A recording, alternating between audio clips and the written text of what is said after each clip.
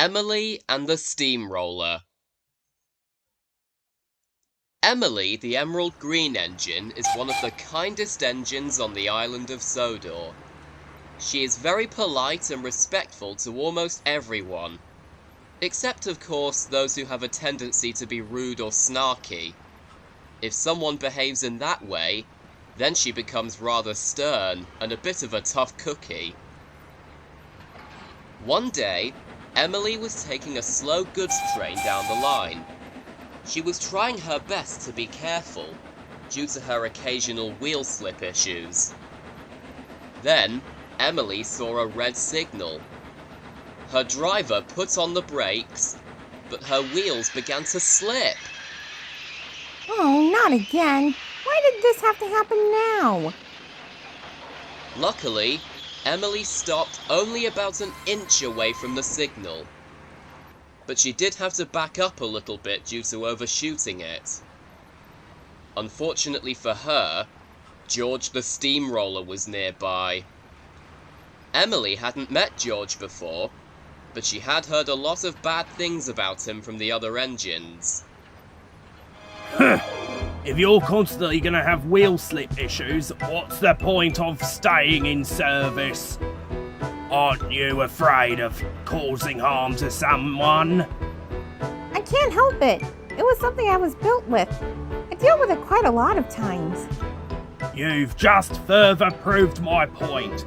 If you travelled on roads, then you wouldn't have that kind of trouble, nor would you have it in the scrapyard, which, quite frankly, is where an antique like you belongs.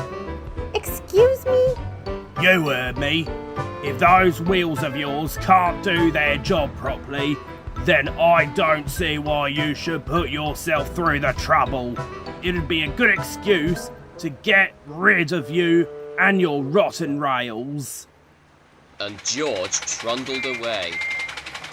Emily was furious. She did not appreciate being spoken to like that.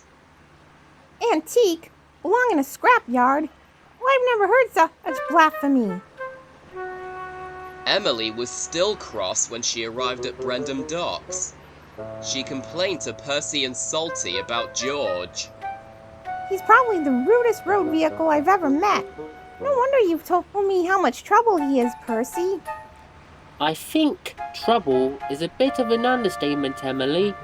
But yes, I do speak from experience when it comes to dealing with George. Oh yeah, I remember hearing about that time when he gave you, Thomas, Gordon and Duck trouble. Not to mention his feud with Sir Handel. Oh, yes indeed, matey. He even came round to the docks once and caused trouble for all of us, including poor Cranky over here. Don't remind me, Salty. And it's because of that we've all decided he's way worse than Borgie.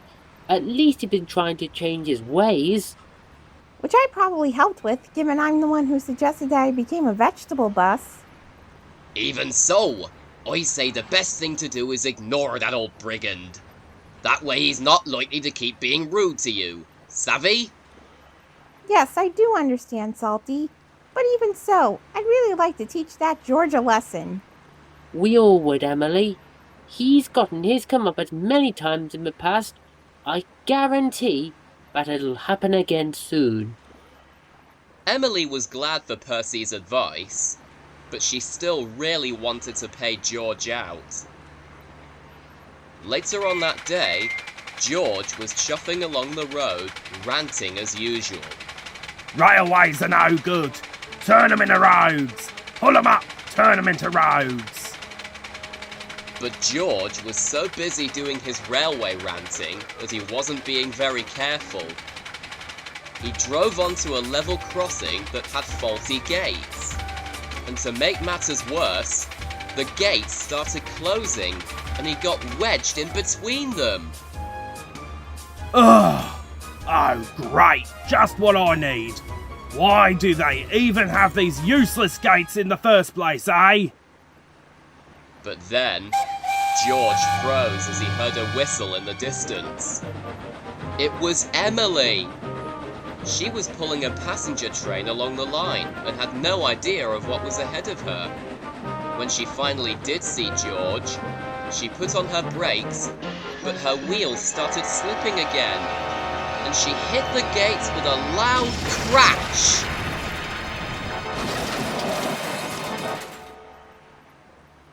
Luckily, none of Emily's passengers or George's driver were hurt.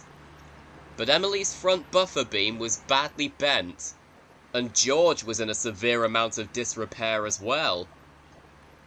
A few moments later, Donald arrived to take Emily to the steamworks, while Butch was called to take George away. Bulgy was sent to take Emily's passengers home as well. The Fat Controller was with them. Emily was worried that the Fat Controller would be cross. He was, but not with Emily. Time and time again you cause misery for my engines, and now I see you've only gone and done it again. No wonder you had this accident. Well, I've had it up to here, George. I shall decide your punishment after you've had your rather undeserved repairs.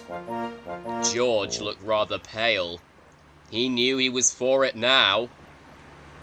Then the Fat Controller turned to Emily. I must stress, Emily, that this is in no way your fault. You weren't to know of those faulty gates. I'm sure the signalman will have them fixed soon. And I also must apologize for how George has been treating you. Percy told me everything. Thank you, sir. I appreciate that. Now then, I think we have an engine to deliver to the steamworks. Eh, Donald? Ugh! Sure thing, sir. This isn't over, you outdated kettle, mark my words. If you're not careful, I might... Hold it right there, George! That is no way to talk to a lady. Whether or not she travels on rails is irrelevant. I don't see that as a reason for you to make those frankly unnecessary comments. Well, you've certainly changed your tune since last time I saw your Bulgy. Well, I just couldn't let Emily be insulted, could I? After all, she's the one who suggested I become a mobile vegetable stand. Now, I might as well return the favour to her by getting her passengers home. And Bulgy drove away. Emily was a little shocked that he'd stood up for her, but she was thankful for it nonetheless, as Donald took her to the steamworks to get repaired.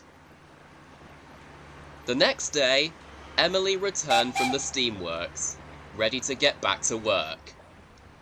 She met Thomas and Toby by a field close to the line. "Hi, Emily! Just look who's over here!" Emily looked to her left, and there was George! He was parked right in the middle of the field, not doing any rolling, and he certainly wasn't ranting.